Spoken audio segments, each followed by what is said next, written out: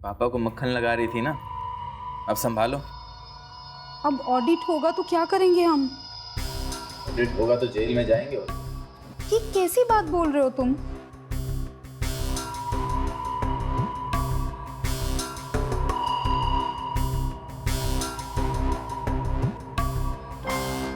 कुछ बोलोगे तुम?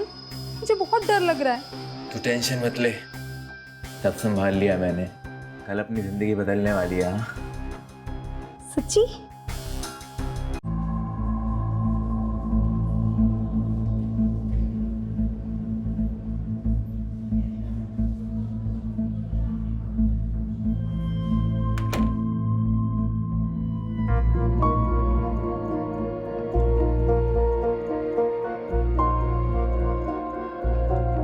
सब तैयारियां हो चुकी हैं, चलो शुरू करते हैं।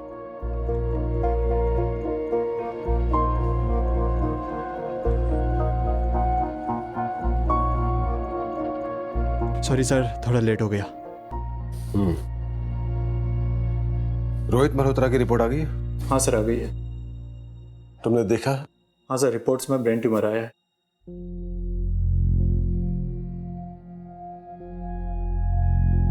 ऑपरेशन लीड करो। लेकिन सर, मैं कैसे कर सकता हूँ सर? एमएस किया है ना, तो कहीं तो शुरुआत करनी पड़ेगी।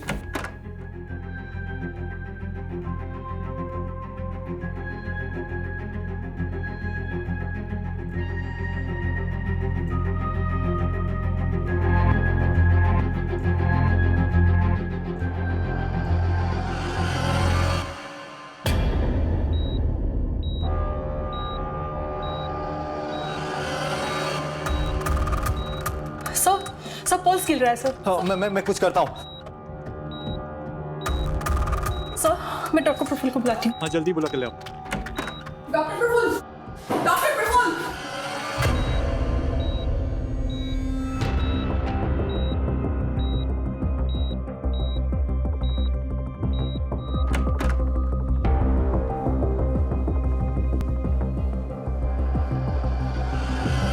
प्रफुल्ल, अचानक क्या हुआ? पहले बड़े साहब निकल गए, उसके बाद सिस्टर निकल गई, फिर आप। क्या हुआ, क्या है? बच्ची बच नहीं पाई। क्या? आप लोग कहाँ जा रहे हैं? आप लोग वहाँ नहीं जा सकते। आप लोग बाहर जाइए। आप लोग सब बाहर निकलिए। आप यहाँ नहीं रुक सकते। आप लोग सब बाहर निकलिए। इतना छोटा सा ऑपरेशन था, मर कैसे सकते हो आप? डॉक्टर, तुझको तो आज मैं छोड़ूंगा नहीं, काट डालूंगा उससे।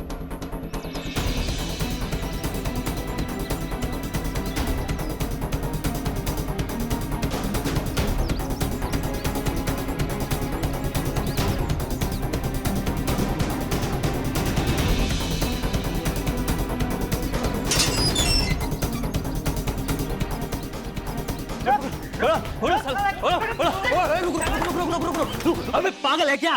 देख नहीं रहा किसका घर है? अंदर जाएंगे तो फंस जाएंगे। गुड्डे की पहुंच बहुत ऊपर तक है। तो क्या हुआ? इतना डर क्यों रहे हैं? घुस के खींच लाते ना उसको। देख, तुझे जाना है तो जा, हम लोग रिस्क नहीं लेंगे। अरे यार, पैसे कैसे मिलेंगे? चल, बाद में आते हैं। अरे रुक विजय, बाहर आ, नहीं तो दरवाजे तोड़ के अंदर आ जाएंगे।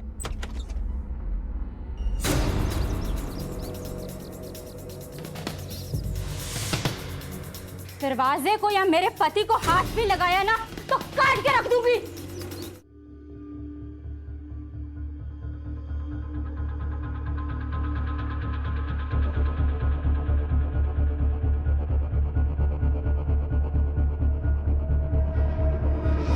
क्या हो रहा है यहाँ पर?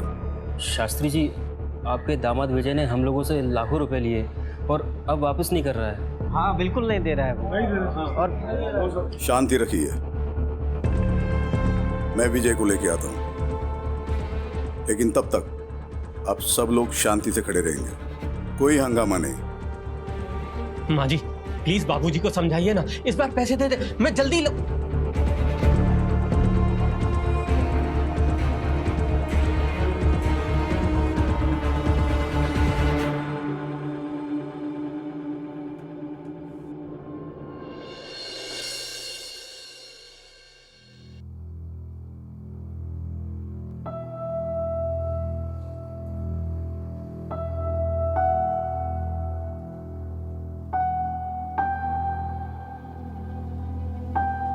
हेलो, केशव शास्त्री बोल रहा हूँ। आप यहाँ हमारे घर आ जाइए तुरंत। बाबूजी, बाबूजी मैं आपका दामाद हूं, आप ऐसा नहीं कर सकते। ये लोग मुझे मार देंगे। आपकी बेटी भी।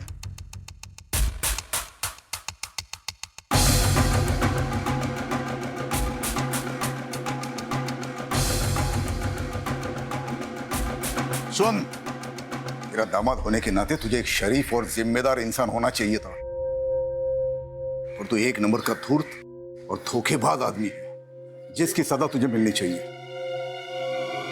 ले जाइए इसे।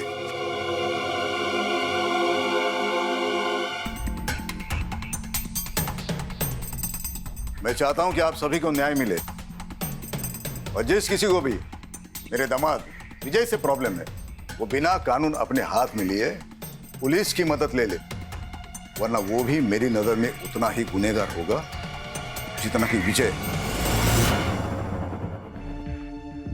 बाबूजी, बाबूजी आपने ये सही नहीं किया। विद्या, अपने बाबूजी से ऐसे बात करते हैं? विद्या, सही क्या है गलत क्या है तुमसे सीखने की जरूरत नहीं है मुझे। और बाबूजी ने वही किया जो एक शरीफ इंसान को करना चाहिए। मक्खन लगाना बंद करो, अगली बारी तुम दोनों की।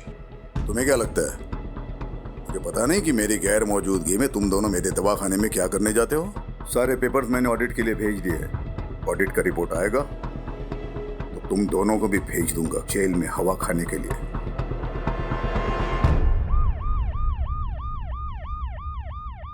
सर मैंने ही आपको कॉल किया था, प्लीज।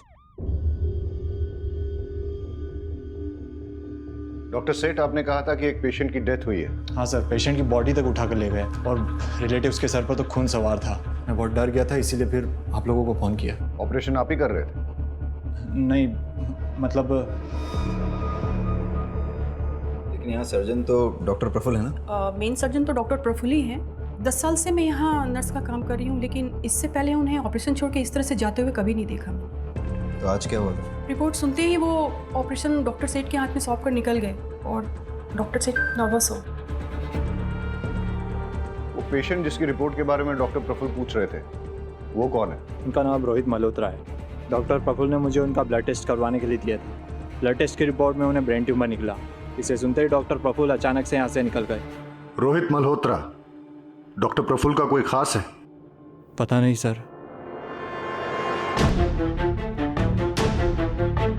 डॉक्टर प्रफुल्ल एक रैंडम आदमी रोहित मल्होत्रा, उसकी रिपोर्ट्स के बारे में जानने के बाद एक 5 साल की बच्ची को चलते हुए ऑपरेशन के बीच छोड़कर चले गए। पता करो ये रोहित मल्होत्रा कौन है। रहीमी, डॉक्टर प्रफुल्ल के कॉल डिटेल्स निकालो और लोकेशन ट्रेस करने की कोशिश करो, और ये आदमी जो डॉक्टर प्रफुल्ल के पीछे भागा है, पता करो कौन है। Okay sir.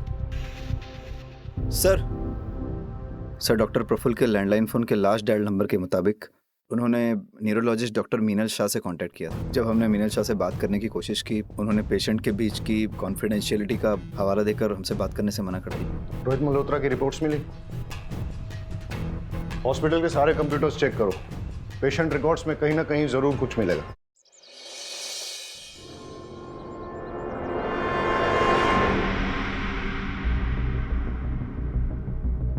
एक भी बार कॉल नहीं किया या उन्होंने भी आपको कांटेक्ट नहीं किया? क्योंकि ये नॉर्मल है सर।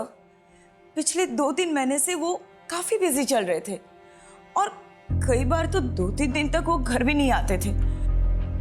हमारी तो फोन पर भी बात नहीं होती थी। डॉक्टर प्रफुल्ल किसी प्रॉब्लम में थे? कोई टेंशन, कोई स्ट्रेस? नहीं सर, ऐसी तो कोई बात नहीं थी। अच्छा, आप उनके किसी पेशेंट रोहित मल्होत्रा के बारे में कुछ जानती हैं? रोहित? नहीं सर। Hello sir.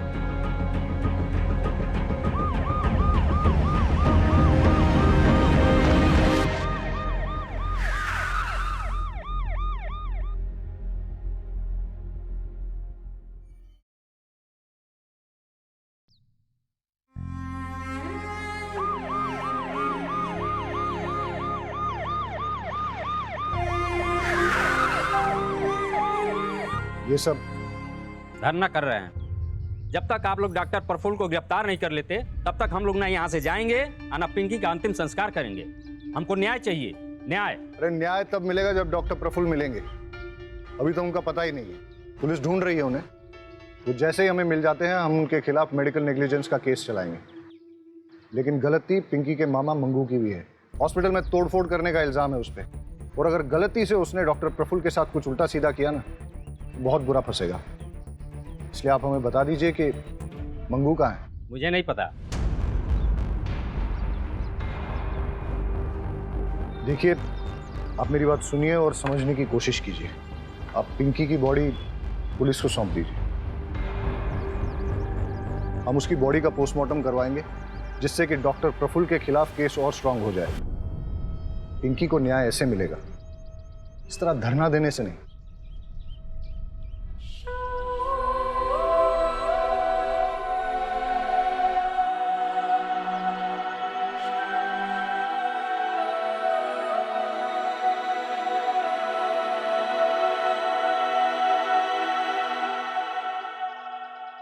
गांव वालों पे नजर रखो।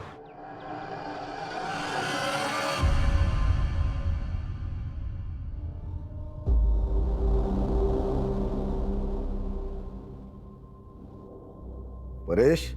जी शास्त्री जी। मैं घर जा रहा हूँ, तू भी सब निपट के जल्दी घर जाना। कल सुबह की ट्रेन है मेरी, याद है ना?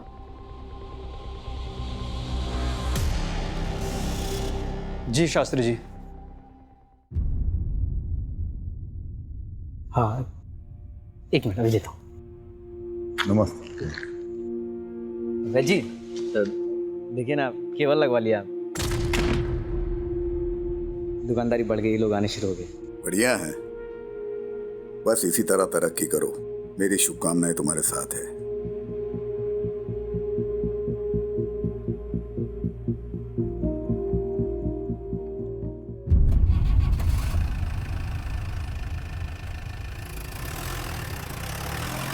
अरे चमन, शास्त्री जी को मक्खन लगानी बहुत आदत है तुझे?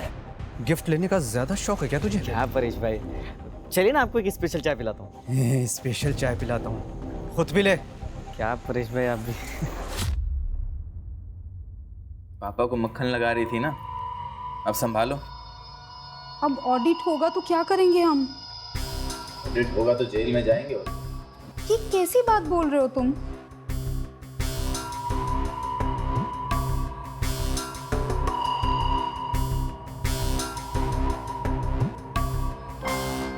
कुछ बोलोगे तुम?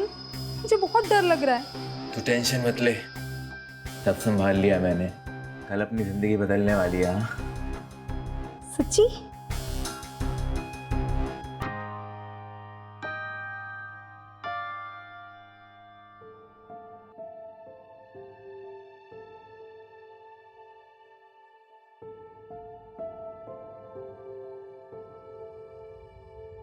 बाबूजी, आपसे कुछ बात करनी है। तुम्हें पता है ना, इस रूम में किसी को भी आने की इजाजत नहीं है। बाबूजी, आप प्लीज विजय को छुड़वा लीजिए, प्लीज। चलो चलो यहाँ से बाबूजी, बाहर चलो। बाबूजी मेरी बात तो सुनिए। बाबूजी प्लीज मैंने मेरी बोला बात बाहर सुनिए। जाओ।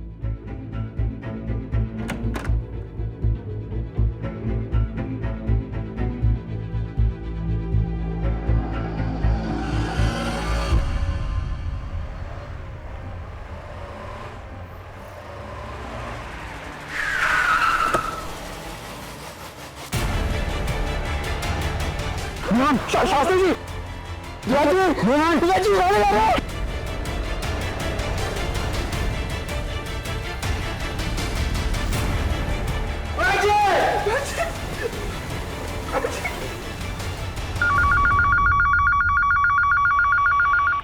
हेलो सर, एक कटा हुआ हाथ मिला यहाँ। क्या? कहाँ?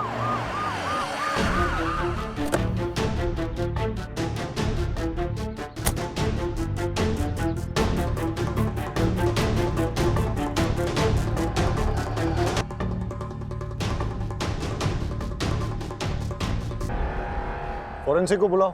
जी सर।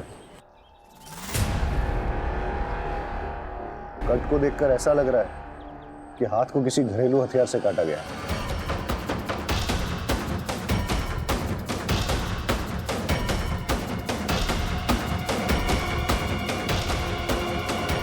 सबूत ही हाथ में ही है, मतलब इरादा चोरी का नहीं था। ये सब नाखून उखाड़े गए, मतलब टॉर्चर। लगता नहीं है यहाँ कोई सीसीटीवी मिलेगा। इन लोगों से पूछताछ करो, देखो कुछ और इन्फॉर्मेशन मिलती है क्या। कब देखा ये? बहुत सारे चील कौवे उड़ रहे थे और आके देखा तो हमने पुलिस को फ़ोन लगाया। तुम लोगों ने कुछ ऐसा देखा जो बहुत अजीब हो? किसी को आते जाते कुछ फेंकते हुए? नहीं। आसपास के सारे पुलिस स्टेशंस और हॉस्पिटल्स में पता करो कि किसी की कोई मिसिंग रिपोर्ट है क्या, या किसी ऐसे आदमी की इंफॉर्मेशन जिसका हाथ कटा हो या फिर हाथ इंजर्ड।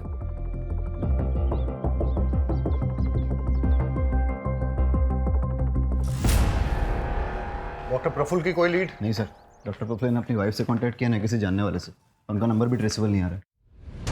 और मगनू? सर उसके बारे में भी कुछ पता नहीं चल पाया सर। हो सकता है मंगू ही डॉक्टर को उठा ले गया हो। किडनैप? लेकिन अभी तक कोई रैंसम कॉल आया नहीं। वाघेला सर, हॉस्पिटल की इन्वेस्टिगेशन से कोई लीड मिली? यस सर, 2 बातें निकल के सामने आई हैं सर।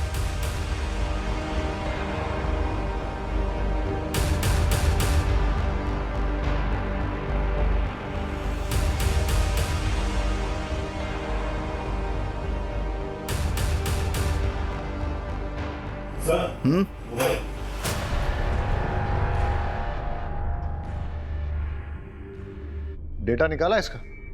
सर फोन में 256 बिट इंक्रिप्शन है, लेकिन हम क्रैक कर लेंगे। सर एक बात और, रोहित मल्होत्रा की रिपोर्ट्स की हार्ड कॉपी तो नहीं मिली, लेकिन लैब के कंप्यूटर से कुछ हाथ लगा है।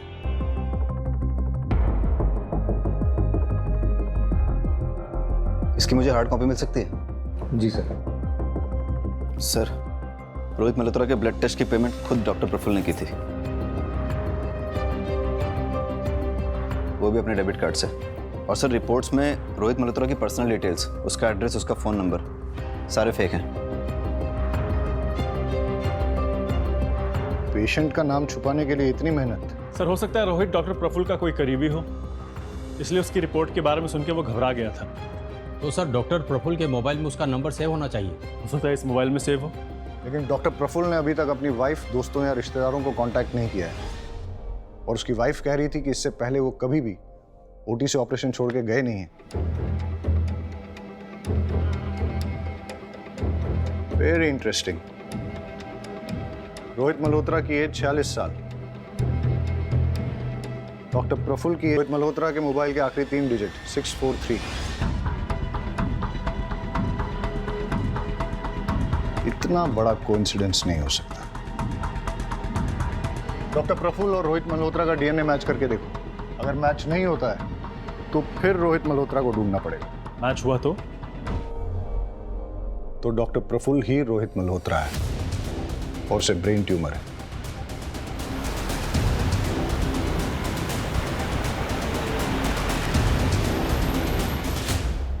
आपको पता है कि आपके पति को ब्रेन ट्यूमर है? क्या? ये आप क्या कह रहे हैं? आपको कैसे पता?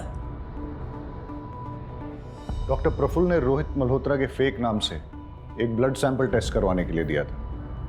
वो ब्लड सैंपल डॉक्टर प्रफुल्ल के ब्लड से मैच होता है, और इस टेस्ट की रिपोर्ट के अकॉर्डिंग रोहित मल्होत्रा यानी कि डॉक्टर प्रफुल्ल को ब्रेन ट्यूमर है।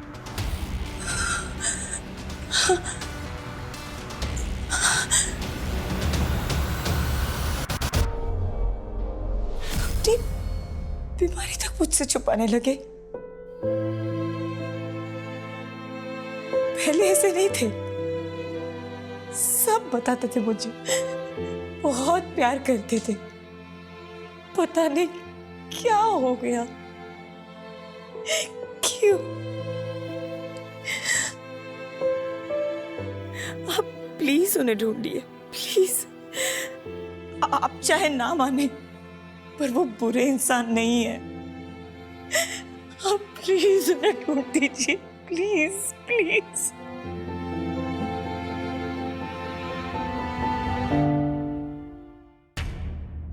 सर कटे हुए हाथ के फिंगरप्रिंट्स पुलिस डेटाबेस से मैच किए जा रहे हैं। हो सकता है हमारे रिकॉर्ड में से किसी के साथ इसका मैच हो जाए। और सर फॉरेंसिक की रिपोर्ट के मुताबिक हाथ कटने वाले आदमी की उम्र लगभग 60 साल की थी और जब उसका हाथ काटा गया तो वो जिंदा था। पर सर हो सकता है हाथ कट जाने के बाद ज़्यादा खून बह गया और पॉसिबली उसकी मौत हो गई हो। सर, डिस्ट्रिक्ट पुलिस स्टेशन और हॉस्पिटल से भी किसी 60 साल के आदमी के गायब होने या हाथ कटे हुए इंजर्ड आदमी के बारे में नहीं पता चला है, लेकिन कटे हुए हाथ पे जो अंगूठी मिली है उस पर एक ज्वेलर का मार्क है।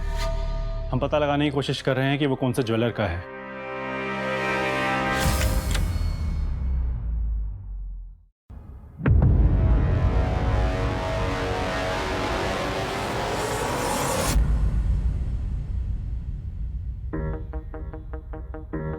परेश भैया,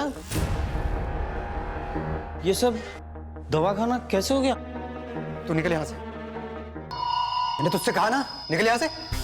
चल निकल यहां से।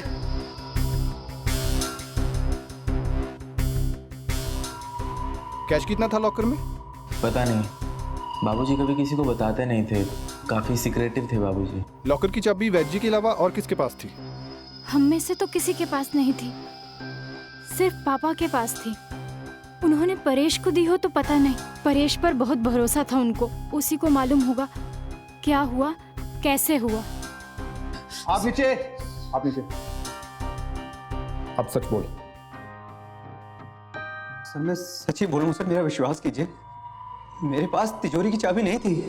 तिजोरी की चाबी सिर्फ वैजी के पास थी, मेरे पास तो सिर्फ क्लिनिक की चाबी है। जब तूने देखा कि क्लिनिक में चोरी हो गई है तो तूने तुरंत फैमिली को फोन करके कांटेक्ट नहीं किया? बात यह है सर कि वैद जी ने मुझसे कहा था कि फैमिली के किसी भी मेंबर को क्लिनिक के आसपास भटकने मत देना, इसलिए मैंने किसी को इन्फॉर्म नहीं किया। ठीक है, हम वैद जी को कॉल करके पूछ लेते हैं कि तू सच बोल रहा है कि झूठ। चल वैद जी का नंबर बोल बोल बोल। वो तो नहीं मिलेंगे सर। क्यों? क्योंकि सर वैद जी किडनैप हो चुके हैं और मेरी आंखों के सामने उनका भी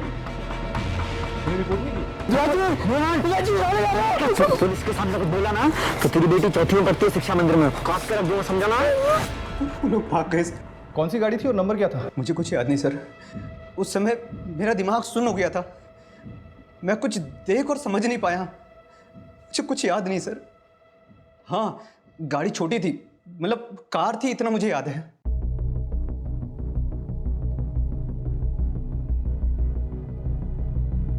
शास्त्री जी का है?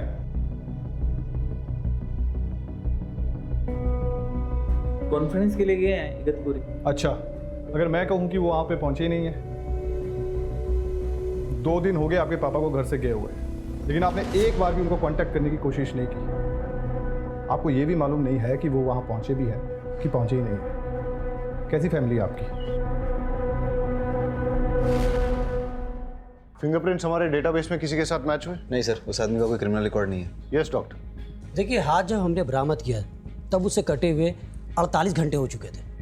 पहले सारी उंगलियों के नाखून उखाड़े गए, मतलब टॉर्चर, फिर हाथ काटा गया। हाथ काटते वक्त विक्टिम जिंदा था, लेकिन इस तरह हाथ काटने के बाद अगर ब्लीडिंग को ना रोका जाए तो अब तक शायद विक्टिम जिंदा ना बचा। गमछे में जो खून मिला है वो कटे हुए हाथ का ही है, लेकिन उस गमछे में जो एक बाल मिला है वो किसी और का, क्योंकि बाल का डीएनए खून से मैच नहीं हो रहा। और वो अंगूठी? उंगली में अंगूठी का कोई ऐसा निशान नहीं है जैसा कि अंगूठी पहनने वाले की उंगलियों में होता है, जिसका मतलब है कि हाथ कटने के बाद अंगूठी पहनाई गई हो।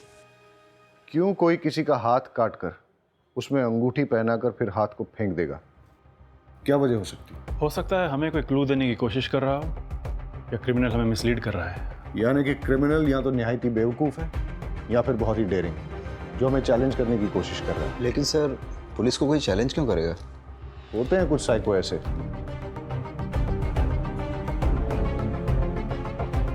वाघेला सर, इस अंगूठी के ट्रेडमार्क से पता करो कि ये किस ज्वेलर की है, और पता करो किसने खरीदी और कब खरीदी। ठीक है सर। Thank you doctor. तो डॉक्टर प्रफुल्ल के कैबिन में मिला फोन डिक्रिप्ट हो गया है। हमें उसमें कुछ फोटोग्राफ्स और 10 फोन नंबर मिले हैं। उन नंबरों को नाम के साथ सेव नहीं किया गया है। इंटरेस्टिंग। पता करो ये 10 फोन नंबर किसके नाम पे रजिस्टर्ड हैं और इन सबसे कांटेक्ट करो। और ये जो फोटोग्राफ्स हैं वो किसके हैं? सो डॉक्टर प्रफुल्ल के और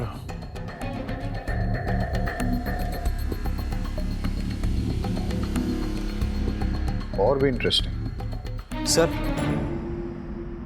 ज्वेलर का पता लग गया है। हमने पूछताछ की तो उसने बताया कि सीमा कपाड़िया नाम की औरत ने उस अंगूठी को खरीदा था। बुलाओ उसे। इस अंगूठी को पहचानती हैं आप? हाँ बिल्कुल, मैंने ही तो खरीदी थी ये बहुत टाइम पहले, लेकिन काफ़ी टाइम से ये मुझे मिल नहीं रही। आप लोगों को कहाँ से मिली है? डॉक्टर प्रफुल्ल पारिक को जानती हैं? नहीं तो मैं किसी डॉक्टर प्रफुल्ल को नहीं जानती। लेकिन ये फोटोज तो कुछ और ही बोल रही हैं।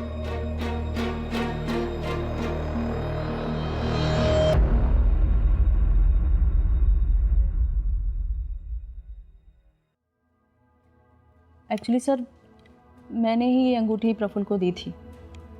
वो कॉलेज टाइम में हम साथ थे, हमारा अफेयर चल रहा था, लेकिन कुछ टाइम बाद मेरी शादी मिस्टर कपाड़िया से हो गई और प्रफुल्ल की भी शादी हो गई, लेकिन हमारा मिलना जुलना अभी भी जारी था। लेकिन आपने डॉक्टर प्रफुल्ल को पहचानने से भी इनकार क्यों किया? प्रफुल्ल कुछ टाइम पहले से मुझसे पैसे मांगने लगा, कह रहा था कि उसके हॉस्पिटल में कुछ लॉस चल रहा है।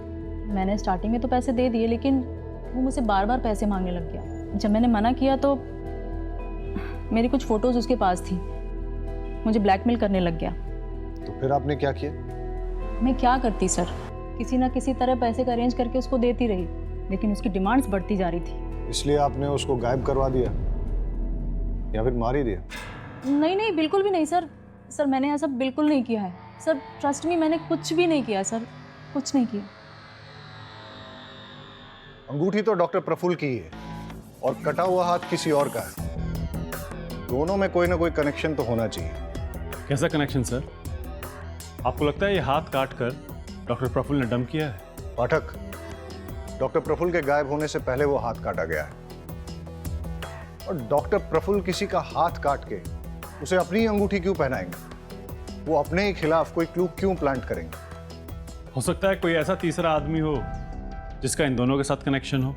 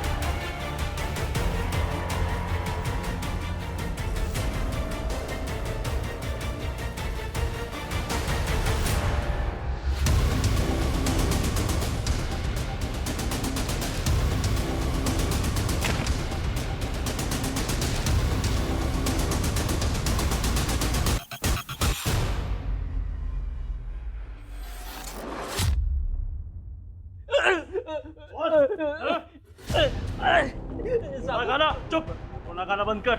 ये बता डॉक्टर प्रफुल्ल कहाँ है? मुझे कुछ नहीं पता। बता, बोल। मैं तो आपके डर के वजह से मैं चुप रहा था साहब। मेरे पास खाने के भी पैसे खत्म हो गए थे साहब, इसलिए मैं गाँव पैसे लेने गया था। बताता है डॉक्टर प्रफुल्ल कहाँ है या दुए? साहब मुझे नहीं पता सर, पता होता तो मैं खुद ही उसको मार देता। अब तक आपको उसकी लाश मिल चुकी होती साहब। साले की किस्मत बहुत अच्छी है, उस दिन बच के भाग गया मेरे हाथों से साहब।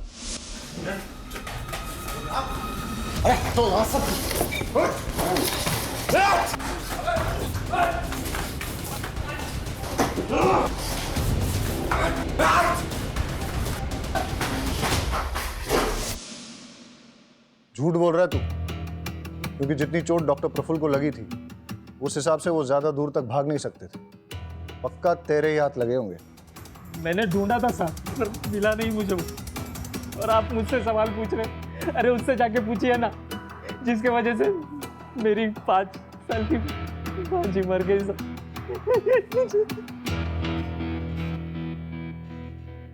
देख, उसकी वजह से उस डॉक्टर पर मेडिकल नेग्लिजेंस का केस बनता है, और ये बात पोस्टमार्टम रिपोर्ट से साफ हो जाती है कि पिंकी की मौत डॉक्टर की लापरवाही की वजह से ही हुई थी। लेकिन तू इससे ये मत समझना कि डॉक्टर के गायब होने के केस से तू भरी हो जाएगा। डॉक्टर के साथ मारपीट और हॉस्पिटल में तोड़फोड़ करने के चार्ज में अंदर करो इसे। चलो चल।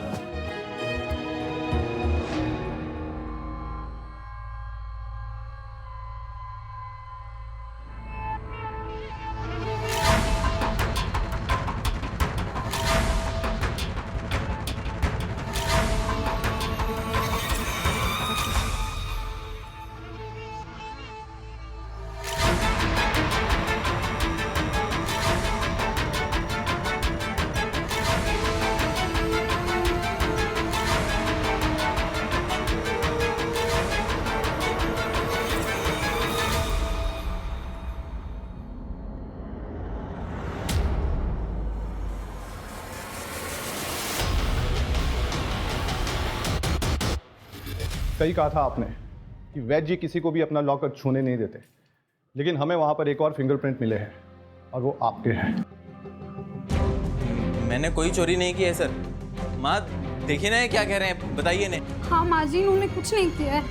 मैंने कोई चोरी कुछ नहीं किया है सर। मैंने कुछ नहीं किया है तो फिर डर क्यों रहे हो? तलाश लो।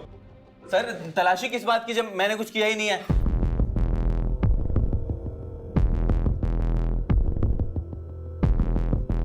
सर आपको जरूर कोई गलतफहमी हुई है, आप मेरी बात समझने की कोशिश कीजिए। मैं आपको ये देखिए इसकी अलमारी से क्या मिला है।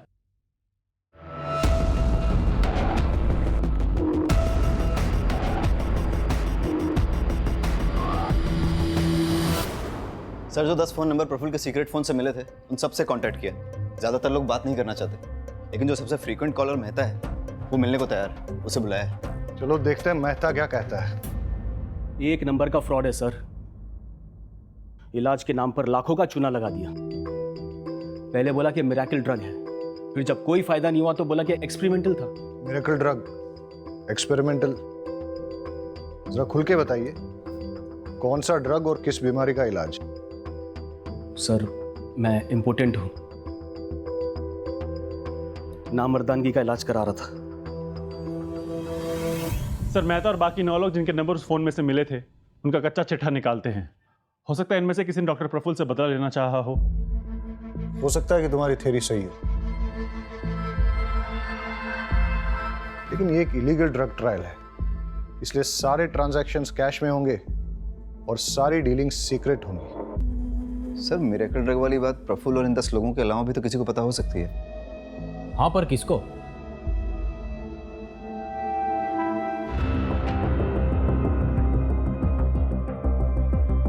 वो 10 आदमी जिन पे ये ड्रग एक्सपेरिमेंट चल रहा था उनमें से किसी ने भी डॉक्टर प्रफुल्ल या आपको कोई धमकी वगैरह दी? दिनेश मेहता नाम का एक आदमी कुछ दिन पहले घर आया था। आपको मेरी बात समझ में आ रही है नहीं आ रही है? देखिए मिस्टर मेहता, आप मुझे इस तरीके से धमका नहीं सकते।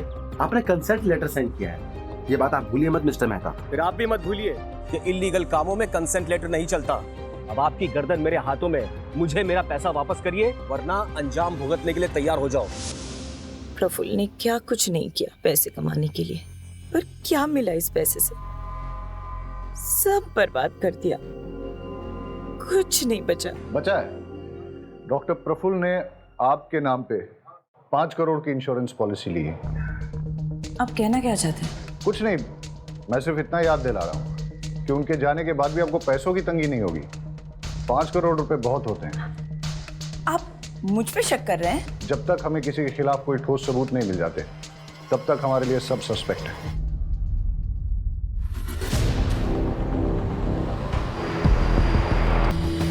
सर मुझे तो एक कटे हुए हाथ वाले केस का पार्ट लग रहा है।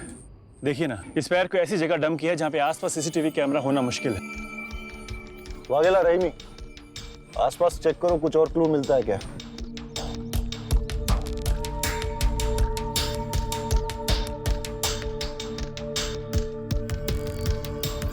पैर को काटने से पहले टॉर्चर किया गया, लेकिन इस बार डिफरेंस सिर्फ इतना है कि पैर को किसी प्रोफेशनल तरीके से काटा गया है, जैसे कि किसी सर्जिकल इंस्ट्रूमेंट से।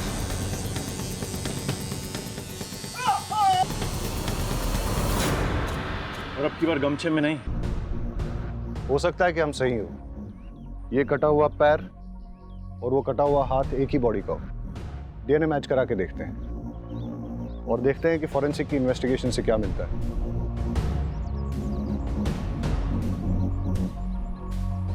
लगता है एक स्टेट वाइड अलर्ट जारी करवाना पड़ेगा किसी 60 साल के आदमी की मिसिंग के लिए। सर खंबात पुलिस स्टेशन से एक अलर्ट आया है। सर वहाँ की पुलिस एक 60 साल के मिसिंग आदमी को ढूंढ रही है। उन्हें एक 60 साल के आदमी का कटा हुआ हाथ और पैर भी मिला है। फोन कांटेक्ट करो। Okay sir. आप हमें केशव शास्त्री का डीएनए सैंपल भेज दीजिए। हम कटे हुए हाथ और पैर के डीएनए से उसे मैच करके देखते हैं और आपको अपडेट करते हैं।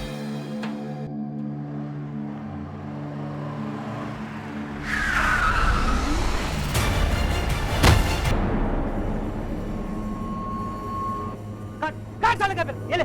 अगर नहीं कटा ना तेरा हाथ काट दूंगा। काट काट काट काट अबे काट ना।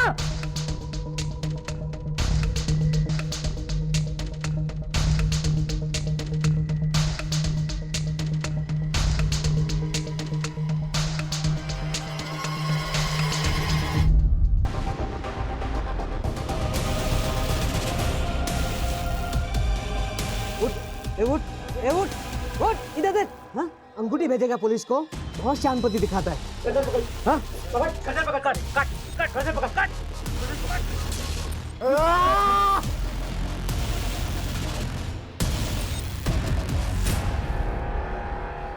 आपने जो डीएनए सैंपल भिजवाया था वो मैच कर गया है। इस बार भी पैर काटते वक्त वो आदमी जिंदा था। काटने के लिए बोन सॉ यूज किया गया और एकदम बारीकी से काटा गया जैसा कि कोई सर्जन काटता है, और पैर के अंदर कट लगाकर ये ठूस दिया गया था। और इस कपड़े से पैर को बांधा गया था जिसमें ऑर्गेनिक डाई है, जो कि हैंडलूम में यूज किया जाता है। और पैर के खून में ग्लिटर भी लगा है, जो कि सेम ग्लिटर हमें डॉक्टर प्रफुल्ल के नाखून में मिला।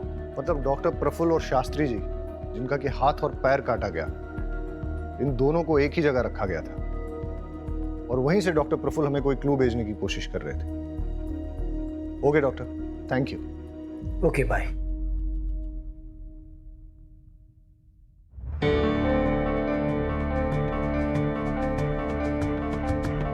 ये बीड्स, हैंडलूम और इस कपड़े में जो ऑर्गेनिक डाई लगी है, ऐसा काम तो आसपास के एरिया में एक ही गांव में होता है। मतलब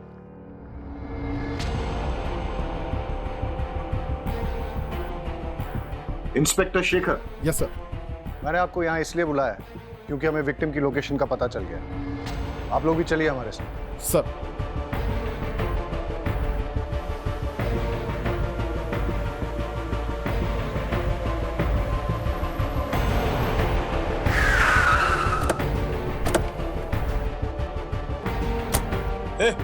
उठ, बता नहीं तो दूसरी टांग भी काट दूंगा। बता।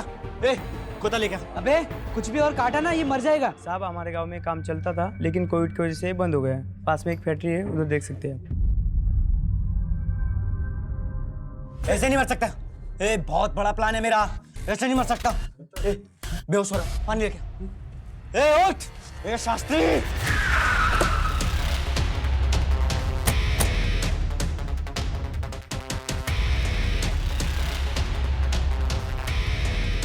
शास्त्री भाई ये मर जाएगा। अबे छोड़।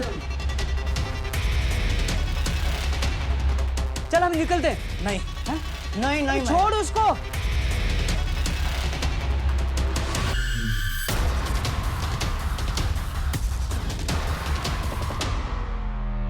छोड़, अबे चल चल।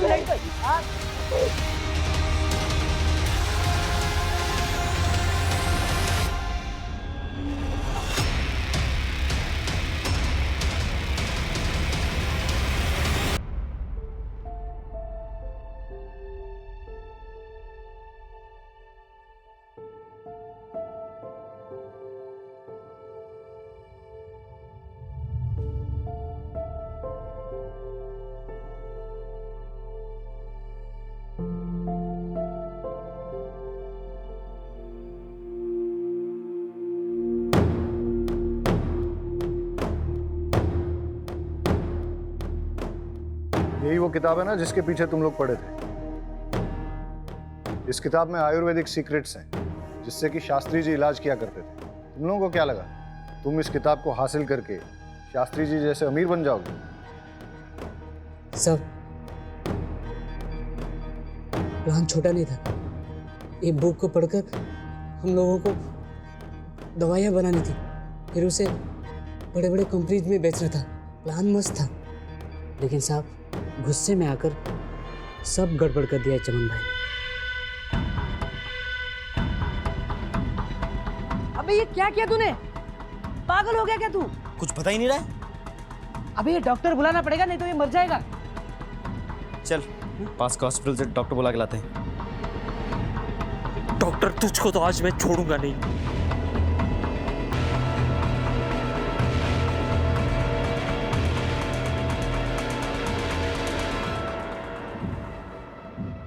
लेकिन साहब वो डॉक्टर भी निकम्मा निकला। तो इसलिए तुम लोगों ने डॉक्टर प्रफुल्ल को भी मार दिया? मेरे प्लान के बीच में कोई नहीं आ सकता, चाहे वो डॉक्टर हो चाहे शास्त्री। मैं दवाई बना के बेच कर रहूं। सर लगता है पागल हो गया है।